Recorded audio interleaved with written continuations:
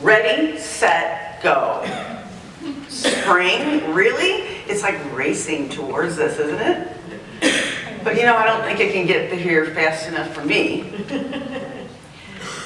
But it's only February. But it's already February. Kind of weird, isn't it? But I do think, it feels to me anyway, like time is speeding up.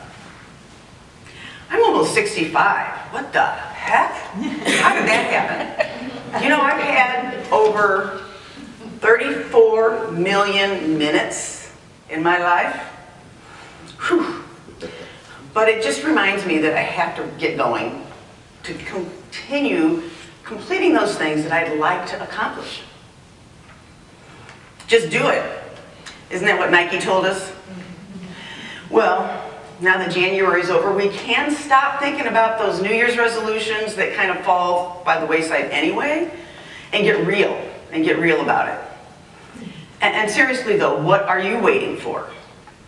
Is there anything you're really waiting for? To do those things that you really know you should be doing? Not that I want to have you should on yourself, but it's time to invest more in yourself. To be able to create that thing with the capital T, or to learn that thing that keeps showing up at the back of your mind. Maybe to get disciplined about a spiritual practice. You know, if you don't want to take a class, or if you can't take a class for some reason, you can always pick up a book. And there's tons of free classes online nowadays. Now be discerning about those. There's lots of caca out there. Lots of caca. So be discerning. And maybe your idea of caca is different than my idea of caca, but just be aware, you know how that goes. But there's lots out there, and creating, whatever it is that you learn, helps you create, and creating, as we know, is contributing to the divine, the universal web to life. So the law of circulation gets in motion, really gets in motion the more we create, the more we contribute. Now it doesn't have to be a great work of art, or a successful business. It doesn't have to be something monumental. You don't have to be a great musician like Tim. And you don't have to be a great speaker like Dana. It can start with that smile, Lena, right? How many times have you heard all of us talk about that smile? I mean, we can talk about it over and over again. That is a gift that helps create joy in somebody else's life. Again, that's that law of circulation. I know, Paula, you've talked about it too, right? Laurel? So you might be thinking, though, I can't contribute. I've got too many other things to do. Or I've got too much trauma in my life. And I get it, trauma weighs us down. So maybe your thing is to finally process that trauma in a healthy way, which generally means getting the help we need. But we have to take that step, and maybe it's bigger steps.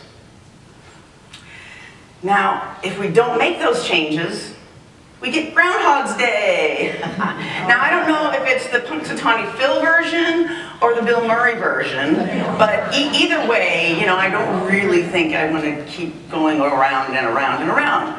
And we've all heard of PTSD, post-traumatic stress.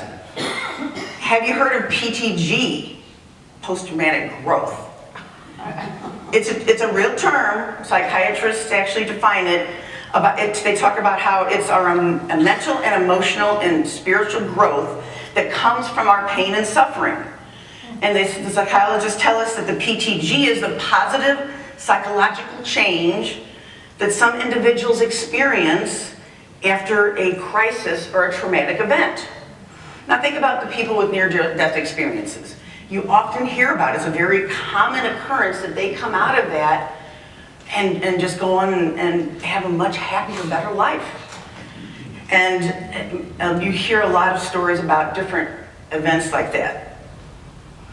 Because Even though the PTG doesn't deny that there's a lot of distress and a lot of that trauma that has happened, but it goes on to get into the adversity, how it unintentionally yields that change and understanding about the world, about oneself, about others. Think about Jesus. He was born into unimaginable poverty. I mean, he was sleeping in a stable, right? In a manger. And he was born into a country that had an evil king. Herod, he rounded up all those 2-year-olds and under and had them killed because he was afraid of Jesus. So we might have some really ugly things happening here right now, but there ain't nothing new under the sun. That's all I can say. And Jesus tapped in, and he figured out how to shine love and light into the world, regardless. And remember the Four Noble Truths in Buddha. He tells us about dukkha and suffering, and how that's our shared life on earth. And so, if you think about the dukkha and the suffering, and the fact that it ends when we figure out how to stop craving, how to stop wanting things to be different, accepting things in the moment, maybe changing our actions to create different results. But we stop that hamster wheel of a chase for satisfaction, especially in these things that, the things that the commercials try to get us to buy. And that's enlightenment, that's nirvana. And he says to do that, you got to go through the Eightfold Path: right understanding, right intention, right compassionate speech, right ethical action, right ethical livelihood, right effort, right mindfulness. Where have I heard that before? Right mindfulness. That sounds kind of familiar. And how about right meditation concentration? I think I've heard that one before too. So maybe your thing, your creation, thing with a capital T, is honing of a spiritual practice, a routine spiritual practice to help get there. Now, this is Black History Month. And I think most of us know about Martin Luther King and Rosa Parks and Jackie Robinson and so many others that have contributed so much. We hear their stories told often. Do you know about somebody named Monica Roberts? Does anybody know about Monica Roberts? So this is a woman from Houston, and she was Black and transgender, and she was an advocate for transgender rights in Houston, and she worked with law enforcement to make sure that transgender folks that were murdered actually were investigated fairly, because they were kind of pushed under the rug at the time. And then she worked with journalists to make sure that their deaths were identified and reported to family. Ooh, I'm thinking about how much work that was, and what kind of trauma that came from in her that motivated her to take those steps. And has anybody heard of an author named Paulo Coelho? He's a Brazilian novelist. And so his parents put him into a mental institution when he was 17 because he wanted to be an author.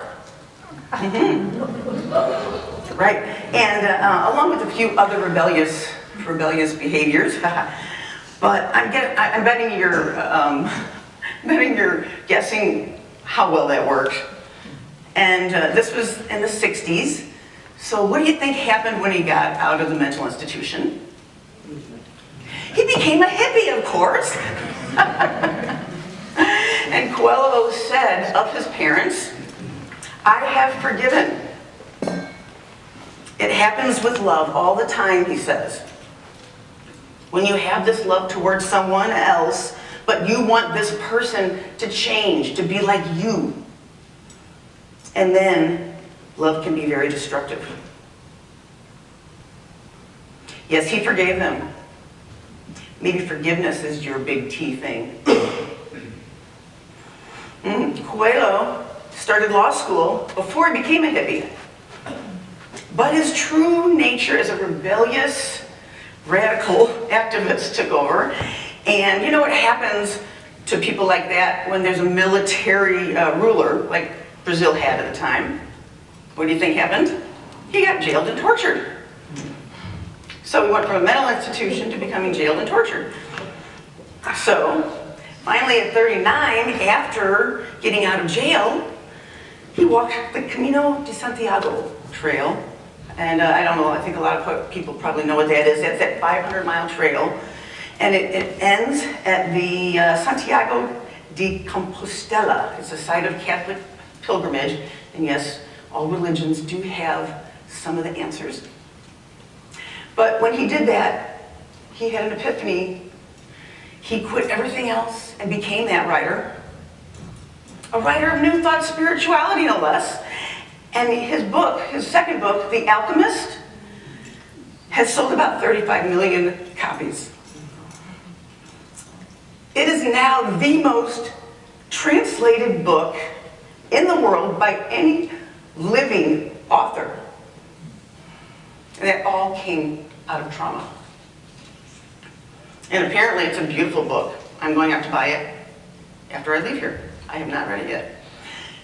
Coelho said, one day you will wake up and there won't be any more time to do the things that you've always wanted to do. Do it now. Do it now. I think that sounds like Nike's next slogan. Right? Maybe if I put it on a piece of paper and hang it up somewhere, I'll get it. Anyway, never mind. No, he actually went on and created an institute that helps children and helps elderly people. So he stopped protesting and started building for instead of protesting against. It's kind of like Marianne Williamson. She wants to create that Department of Peace instead of the existing Department of War. But everything starts with the small change. The small changes, and Reverend Polly will tell us, the small changes really just kick in that momentum. The power of momentum, the law of momentum. That's one of those physics things. Once we get started, it's easier to keep going. So there's actually Warren Buffett. You guys know who Warren Buffett is, the Oracle of Omaha. He said in Inc. magazine, to invest as much as possible in a commodity that anyone, anywhere can access, regardless of how much money they have. As far as saying that one can never invest too much in this indispensable asset. And that asset is you. That asset is you. Did you know that each breath that you take in brings 26 trillion molecules into your lungs? And those molecules have existed since this planet was born. Yeah, you know, that's another one of those physics things. Matter can't be destroyed or created, right? So Jesus and Buddha and everybody else has breathed in these same molecules that we've been breathing in and out throughout our life. So maybe simply remembering that on a more routine basis, to change your mind to remember that more often, could be enough. Could be enough.